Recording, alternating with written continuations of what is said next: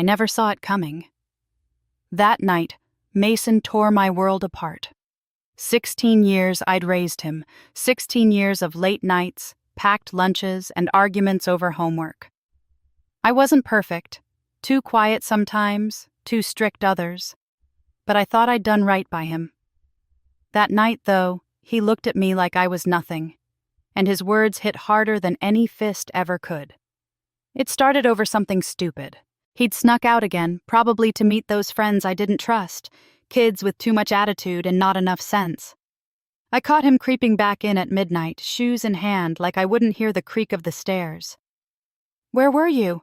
I asked, standing in the living room, arms crossed. My voice was steady, but inside I was boiling. He rolled his eyes, that teenage defiance flaring up. "None of your business," he snapped, tossing his jacket on the couch. "You're not the boss of me." "While you're under my roof, I am," I shot back. "You don't get to disappear and not tell me where you're going."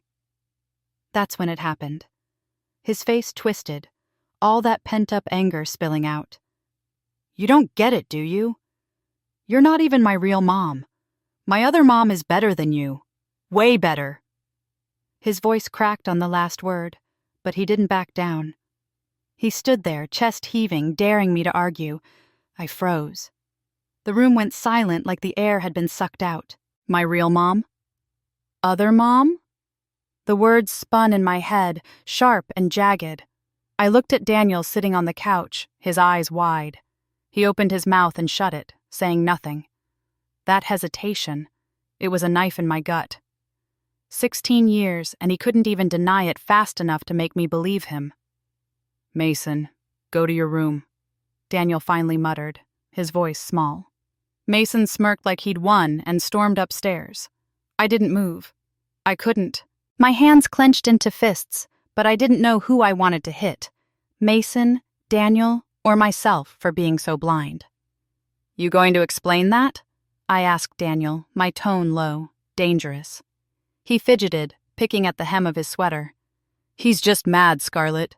You know how kids are. He didn't mean it." "Didn't he?" I stepped closer, staring him down.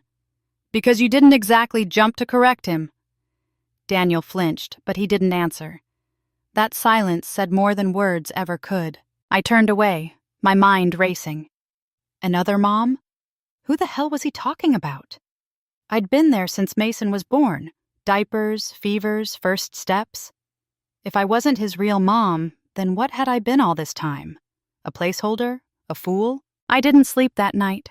I sat in the kitchen nursing a coffee that went cold hours ago, replaying every moment I could remember.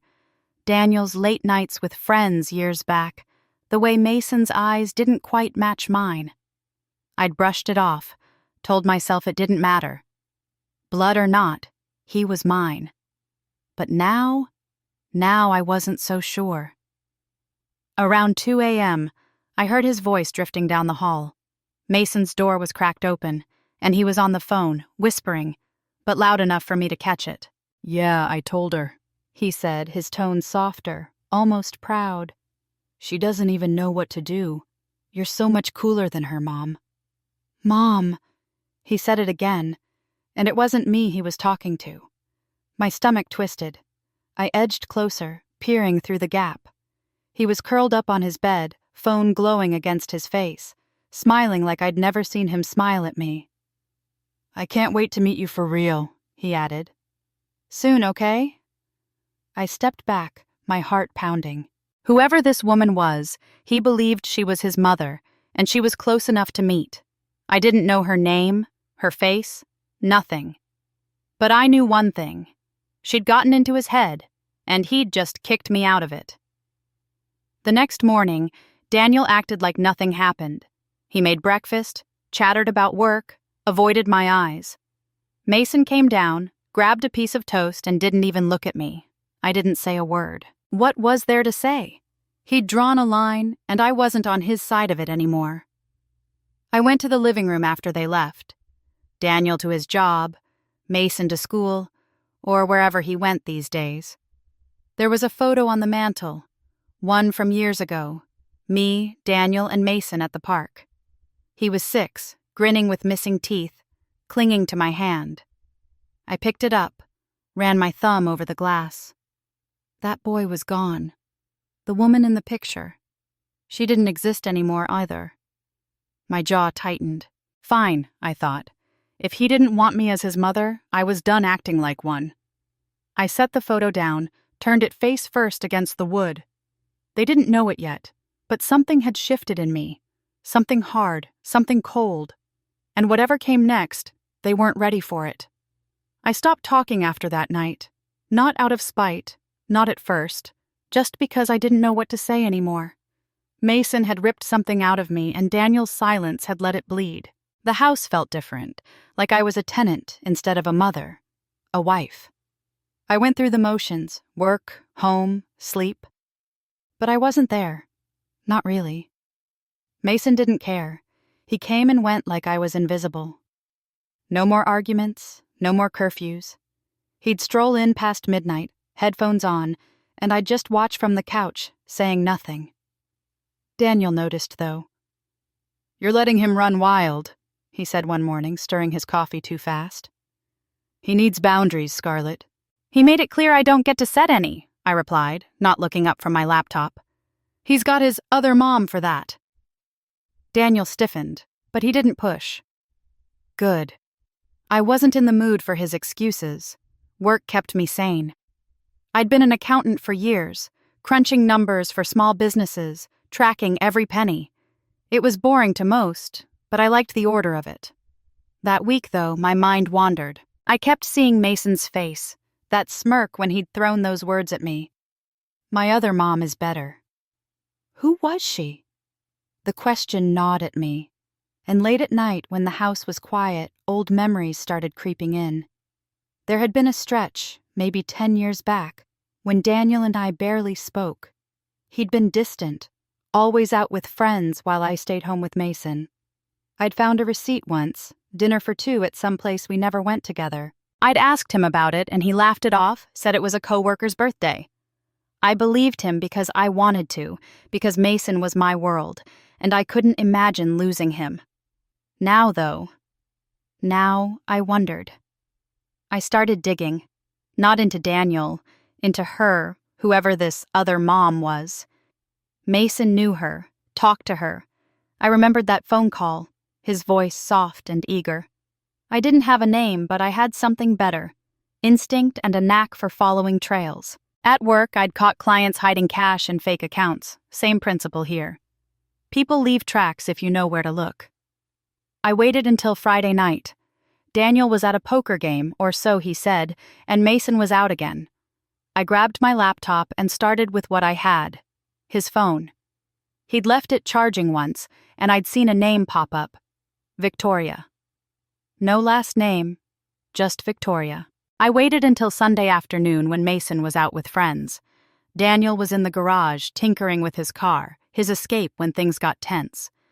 I stood in the doorway, watching him for a moment before speaking. "Who is Victoria?" He dropped the wrench he was holding. It clattered against the concrete, the sound echoing in the sudden silence. He didn't turn around right away, and that told me everything. "What are you talking about?" His voice was too casual, his shoulders too stiff. "Don't." My voice was cold. "Mason's been talking to someone named Victoria. He calls her Mom. So I'll ask again. Who is she?" Daniel finally turned, wiping his hands on a rag that was already filthy. His eyes wouldn't meet mine. "It's complicated." "Uncomplicate it." I stepped closer. "Now." He sighed, leaning against the workbench. "Victoria and we had a thing, years ago." "A thing." I repeated the words, tasting their bitterness. "When?" "When Mason was about 5. He ran a hand through his hair. It didn't last long, a few months. It was stupid, I was stupid. We were having problems and you decided cheating was the solution?" I cut in. "That's your excuse?" "No, I'm not making excuses. It happened. I ended it." She moved away, and that was that. He looked up then, finally meeting my gaze. "I never told you because I didn't want to hurt you. It was over." Except it wasn't. I crossed my arms. Because now she's talking to our son, calling herself his mother. Daniel's face paled. That's not possible. She couldn't know about... He stopped abruptly. Know about what, Daniel? My heart was hammering against my ribs. He looked away again. Nothing.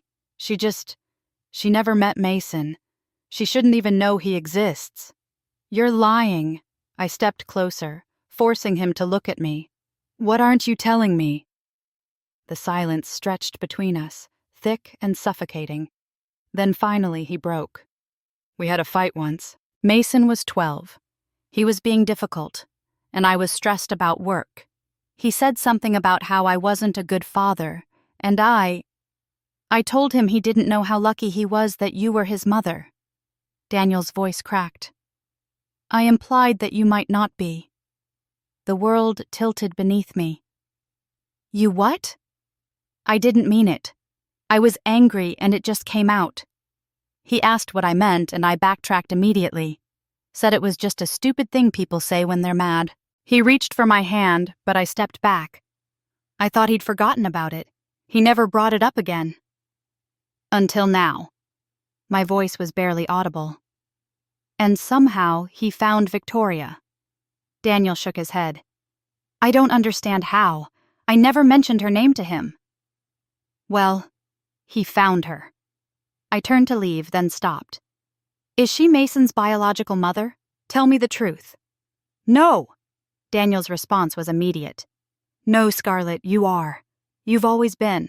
Victoria and I didn't even meet until years after Mason was born. I studied his face, looking for the lie. I didn't see one, but I wasn't sure I could trust my judgment anymore. Then why is he so convinced she's his mother? What has she been telling him? Daniel's expression darkened. I don't know. But whatever it is, it's not true. I nodded slowly, processing.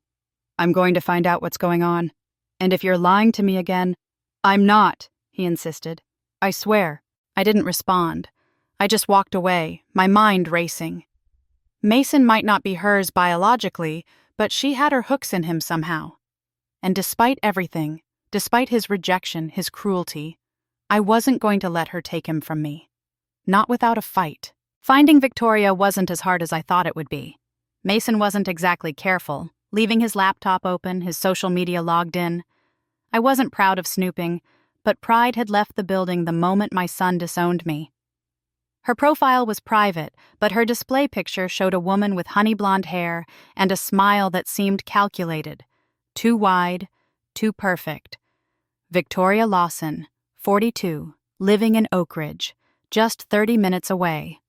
Close enough to have been meeting my son behind my back. I scrolled through what I could see, mostly locked posts, but her cover photo showed her at some beachfront property, arms spread wide like she owned the ocean.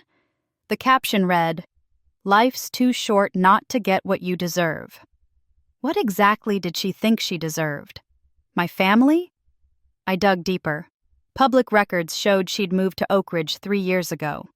Before that, she'd bounced around. Denver, Phoenix, Seattle. Never staying more than 2 years anywhere. Red flag number 1.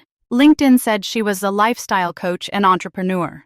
Her business website was all soft colors and vague promises about reclaiming your rightful life and manifesting abundance.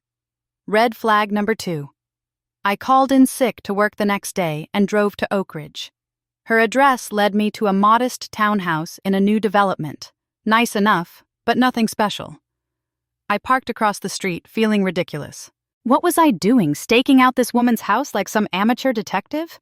But then I saw him, Mason, walking up her driveway like he belonged there. School day, middle of the afternoon. He should have been in chemistry class.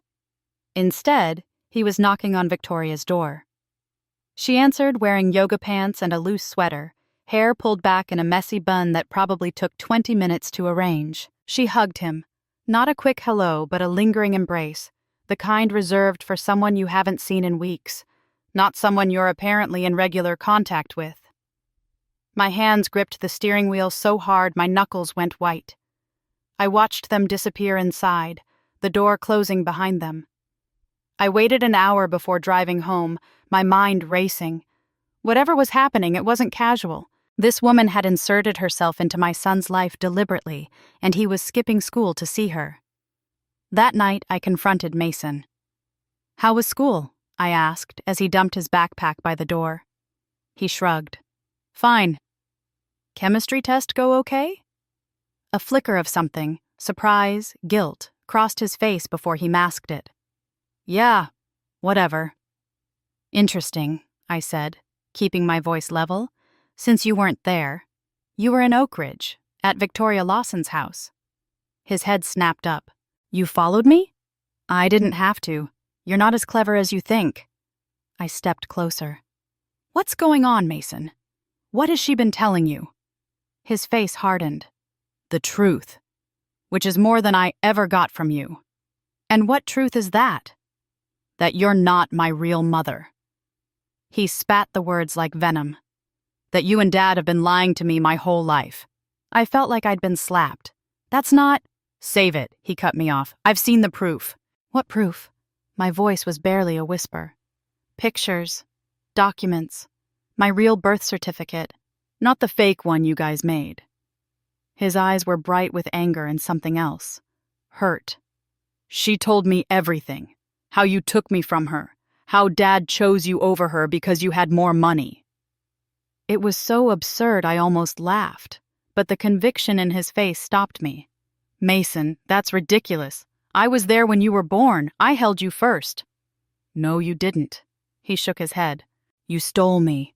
And now I know, and there's nothing you can do about it." He pushed past me, thundering up the stairs. His door slammed, the sound reverberating through the house like a gunshot. I stood there, stunned. Birth certificate? Pictures?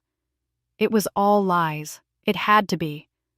But Mason believed her completely. I called Daniel at work. "We have a serious problem," I said when he answered. "Victoria's convinced Mason that I'm not his biological mother, that we stole him from her." The silence on the other end lasted too long. "Daniel?" "I'm coming home," he finally said. "Don't do anything until I get there." His tone made my blood run cold. There was something he wasn't telling me, something worse than an affair from years ago. I hung up and waited, the minutes crawling by like hours. Whatever was coming, I knew our family would never be the same. Daniel came home looking like he'd aged 10 years since morning. He dropped his keys on the counter, loosened his tie, and poured himself a whiskey before even acknowledging me. "Is Mason here?" he asked, voice low. "In his room, with headphones on." I crossed my arms. "Talk." He took a long swallow of his drink, then set the glass down carefully. "Victoria isn't just someone I had an affair with." I gathered that much. My patience was threadbare. "Who is she to Mason?" Daniel closed his eyes briefly.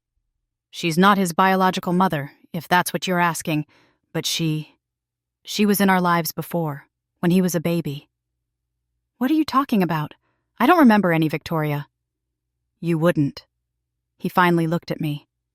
"It was during your postpartum depression. Those months you can barely remember." The floor seemed to tilt beneath me. Those first months after Mason's birth were a blur of darkness. Days when I couldn't get out of bed, couldn't connect with my newborn son, couldn't feel anything but a crushing emptiness. I'd been diagnosed with severe postpartum depression, put on medication that left me foggy and disconnected. "What did you do?" My voice was barely audible. "I hired her as a nanny." Daniel's words came faster now, like he needed to get them out before losing his nerve. "You were struggling so much, and I was trying to keep my job, and Mason needed someone.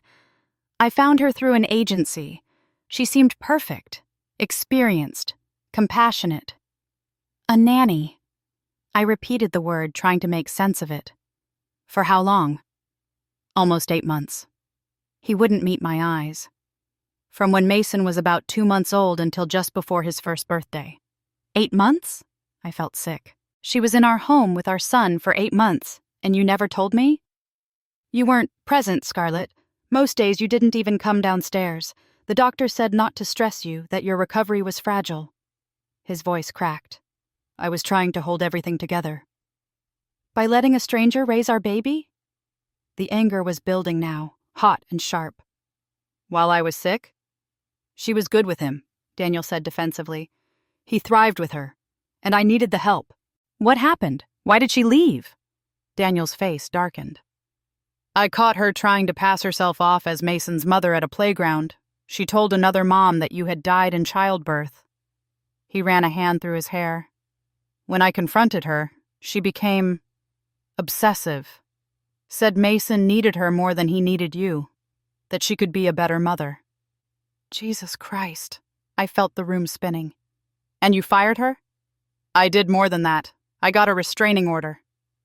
He looked up at me. She violated it twice. Showed up at the house when you were at therapy. The second time, she tried to take him. Take him? My voice rose.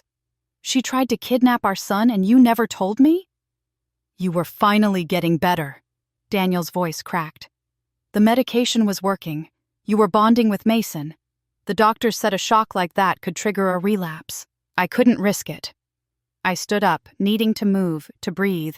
So instead you just... What? Pretended it never happened? Let me believe I was the only mother he'd ever known? You are his mother. Daniel's voice was firm. Biology, legality, all of it. Victoria was just someone I hired who became dangerously attached to our child. And now she's back. I turned to face him. She's been feeding Mason lies, showing him fake documents, convincing him I stole him from her. And he believes her. Daniel's face paled. What kind of documents? A birth certificate, apparently. Photos. I shook my head. He says she has proof that she's his real mother and we took him. That's impossible. Daniel stood up. I was there when you gave birth. I cut the damn cord myself. Well, she's got him convinced otherwise.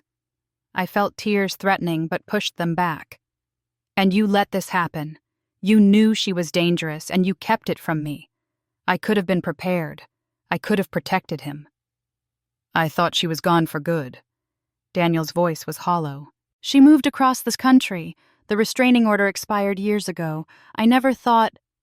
You never thought she'd come back for what she believes is hers. I finished for him. But she did. And now our son hates me because of secrets you kept. Daniel reached for me, but I stepped back. We need to go to the police, he said. And tell them what? That a woman you hired 13 years ago is now talking to our teenage son? That's not illegal, Daniel. The fake documents are. And if she's violating custody... We don't have proof of any of that, I cut him off. Just what Mason told me, and he's not exactly on our side right now.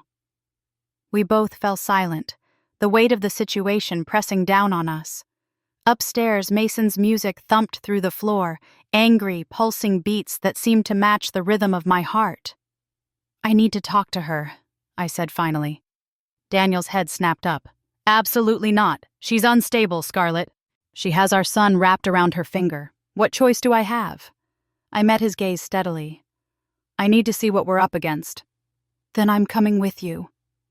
I shook my head. No, she'll see us as ganging up on her. I need to do this alone. It's too dangerous. More dangerous than letting her poison Mason against us? Than letting him believe I'm not his mother? I grabbed my phone. I'm going tomorrow. You can either help me figure out how to approach her, or you can stay out of my way. Daniel stared at me for a long moment, then nodded slowly. I'll tell you everything I know about her. But promise me you'll be careful. Victoria isn't just manipulative.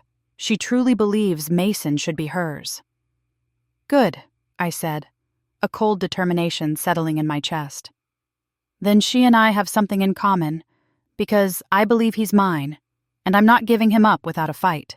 I chose neutral ground, a coffee shop in Oak Ridge, busy enough for witnesses but quiet enough for conversation. I arrived early, claiming a corner table with my back to the wall. My hands trembled slightly as I set down my untouched latte. Daniel had been against this meeting, even after reluctantly providing Victoria's phone number from his old records. She's manipulative, he'd warned. Don't let her get in your head. But I needed to see her face to face. Needed to understand what I was fighting. When she walked in, I recognized her immediately from her photos. Tall, blonde, put together in a way that seemed effortless, but surely wasn't. She scanned the room with practiced casualness until her eyes landed on me. A smile spread across her face. Warm, inviting, utterly false. "Scarlett," she said, sliding into the seat across from me. "Finally, we meet. I've heard so much about you." Wish I could say the same. I kept my voice level. "But apparently my husband and son have been keeping secrets." She laughed lightly, ordering a chai latte from the passing server before turning back to me. "Men and their secrets. They think they're protecting us, don't they?" "Is that what you think Daniel was doing? Protecting me?" "In his way." She studied me, head tilted. "You look better than in your pictures. The ones from back then. You were so fragile." My stomach clenched. "You have pictures of me?" "Daniel kept family photos around the house. You were barely in them, always in the background, looking lost." She leaned forward. "Mason was such a beautiful baby. So alert, so responsive. Not to you, of course. But to me, we connected instantly." I forced myself to breathe slowly. "You were his nanny. For 8 months. That doesn't make you his mother. Doesn't it?" Her smile never faltered. "I was the one who held him when he cried. Who knew that he needed to be swaddled tightly on his left side first, or he wouldn't settle? Who recognized his first smile, his first laugh? I was there for all of it. Where were you?" The question hit like a physical blow. "I was ill." "You were absent." Her voice was soft but cutting. "Day after day, week after week, Daniel would carry Mason into your room, try to get you to hold him. You'd just turn away." "That's not—" But I couldn't finish because I didn't remember. Those months were a black hole in my memory, glimpses of light around a dark core. "It's not your fault," Victoria continued, her voice dripping with false sympathy. "Postpartum depression is a terrible illness, but the fact remains, I was his mother when you couldn't be, and then Daniel took him from me. He was never yours to take." My voice hardened. "You were an employee who became inappropriately attached. Is that what he told you?" She laughed again, the sound like glass breaking. "Daniel and I were together, Scarlett, the whole time. While you were lost in your depression, we found each other. We were a family, me, him, and Mason." "You're lying." But doubt crept in, cold and insidious. Daniel had admitted to an affair years later. What if it had started earlier? Am I? She pulled out her phone, scrolled through it, then turned it to show me a photo. Daniel, younger, holding baby Mason. Victoria beside them, her arm around Daniel's waist, his around her shoulders. A perfect family portrait. "That doesn't prove anything," I said, but my voice wavered. "I have dozens more." She took the phone back. "Videos, too. Daniel telling Mason that Mama Vicky loves him. Mason saying my name before he ever said yours." My hands clenched into fists under the table. "If you and Daniel were so perfect together, why did he stay with me? Why did he get a restraining order against you?" Something flashed in her eyes. Anger, quickly masked. "He was afraid of losing his comfortable life. Your family had money, connections. I was just a nanny from a middle-class background. When you started to improve, he made his choice." She sipped her chai.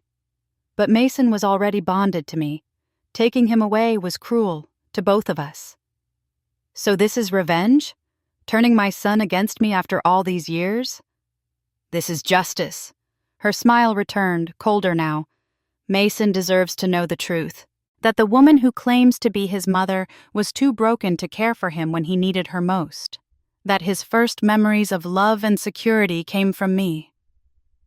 "He was an infant," I said through gritted teeth. "He doesn't have memories from that time." "Doesn't he? The body remembers, Scarlett. The heart remembers." She leaned back. "Why do you think he's always felt disconnected from you? Why he's always been searching for something he couldn't name? He's been looking for me his whole life. I wanted to lunge across the table, to wipe that smug certainty from her face. Instead, I asked, "What do you want?" What any mother wants, time with her child. She folded her hands primly. Mason will be 18 in a few years, old enough to make his own decisions about who he wants in his life. I'm simply making sure he has all the facts before then. By showing him fake birth certificates? Telling him lies about how I stole him from you? She didn't even flinch. We all have our versions of the truth. Mine just happens to resonate with him more than yours. Stay away from my son. My voice was low, dangerous. Or what? Her eyes glittered. You'll get another restraining order? Good luck with that. Mason comes to me willingly. He seeks me out. And soon he'll choose to live with me. That will never happen. It's already happening. She stood, gathering her purse. You know what the difference is between you and me, Scarlett? I see Mason for who he really is. You just see who you want him to be. Children know when they're truly seen. She paused. He's coming to stay with me this weekend. Did he tell you? No? I thought not. She left then, the scent of her perfume lingering like poison in the air. I sat frozen, her words echoing in my head. Mason staying with her? He hadn't asked permission, hadn't even mentioned it. I pulled out my phone with shaking hands and called Daniel. She's worse than you said, I told him when he answered. And she's not just trying to turn Mason against us. She's trying to take him.